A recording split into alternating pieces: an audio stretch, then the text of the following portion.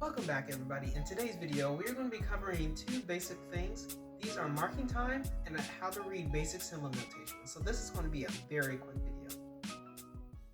So the reason why we mark time is to simulate marching while standing still. So most of the time when you mark time, you're either playing part of your show to realize where drill lines up with your show music, or you're playing an exercise like a warm-up or you're stretching. To mark time, you'll want to stand up at set or whatever position you're going to be playing at with your feet at a 45-degree angle, such as what mine are at right now on camera. While you're standing at the 45-degree angle, there'll normally be a metronome in the background playing as you are playing your exercise. In order to actually mark time, you'll want to step with your left foot on the first count of whatever bar you are starting your march on. The reason why is because all counts, odd counts, start with your left foot, while all even counts start with your right foot. So you want to lift up the foot a little bit before the count itself, but make sure that you stomp down with your foot on the odd number count. Same thing with your right foot. On even number counts, you want your foot to land on the ground on the count of the bar itself. So what we normally do is we lift up our foot about an eighth note before that first count. So for example, if there was 4 counts beforehand, let's say 5, 6, 7, 8, on the and of 8, you'll lift your left foot up, and on 1 itself, your foot will land on the ground. Same thing with your right foot on even number counts. So on the and of 1, you'll lift up your right foot, and on count 2, you'll land the right foot on the ground. Just a side note, you'll want to remember that you always start with your left foot.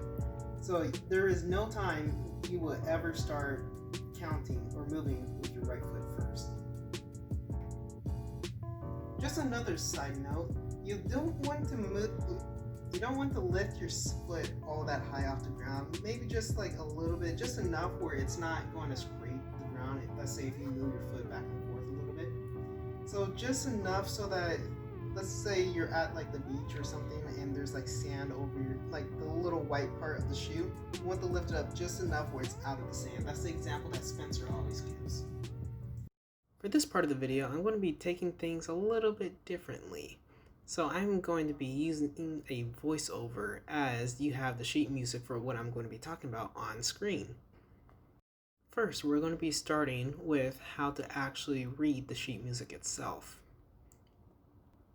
You'll want to look to the far left of the first bar to see the time signature. For the bar on screen, it is a 4/4 bar, so that means that there are 4 quarter notes in each bar. Bar, of course, being replaceable with measure, depending on your preference. Since there is no change in the time signature, all the bars going forward are going to be in 4/4. The next thing to look for is the tempo.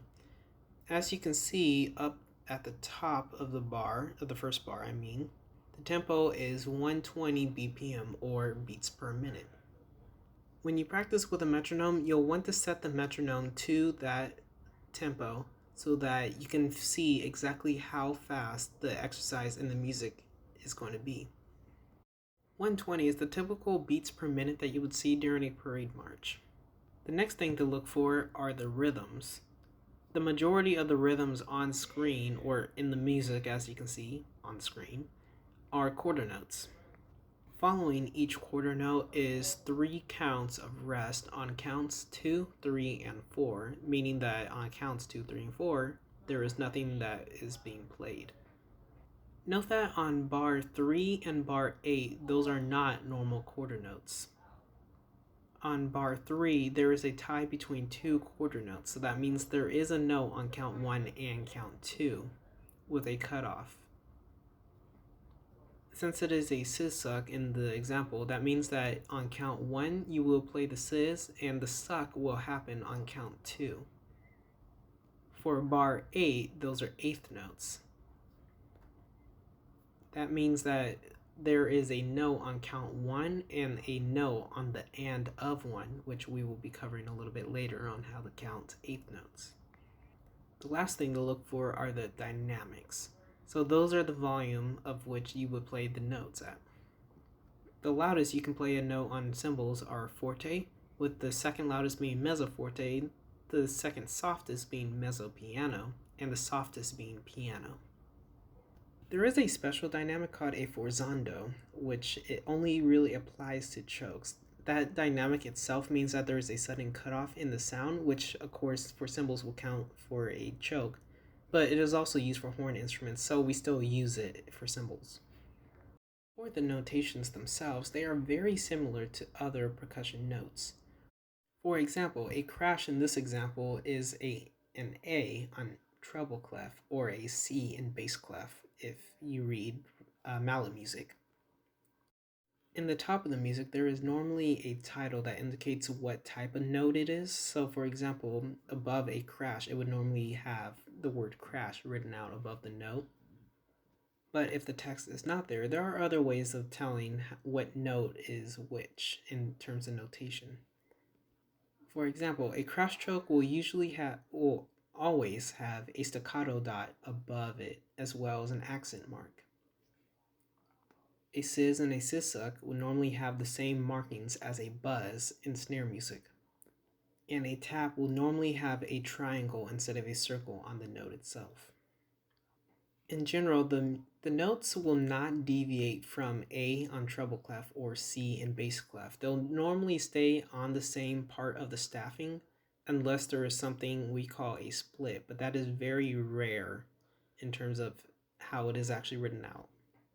Speaking of splits, these are the types of rhythms that are too difficult for a single player to play by themselves. So what we do is we divide the line into two sections that will play each part of the rhythm separately.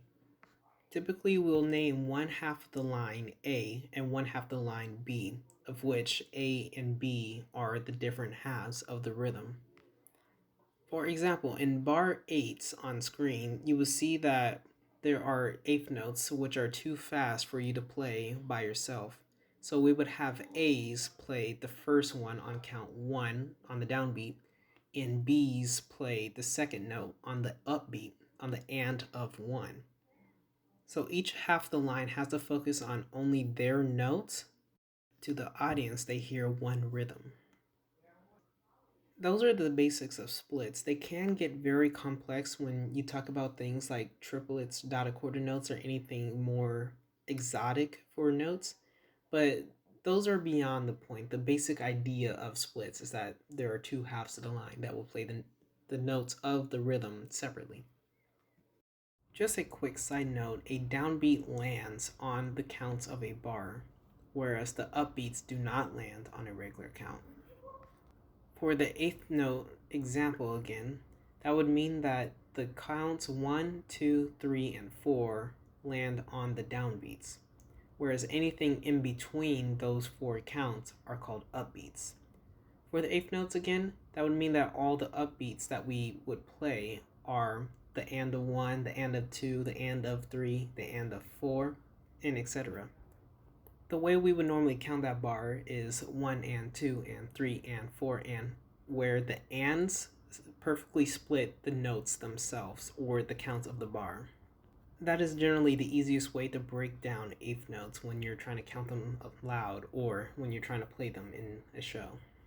That is all for this video. Come back next time where we will be talking about 4 basic rhythm exercises you can play on cymbals. First, I'll explain why we use cut. To mark time, you'll want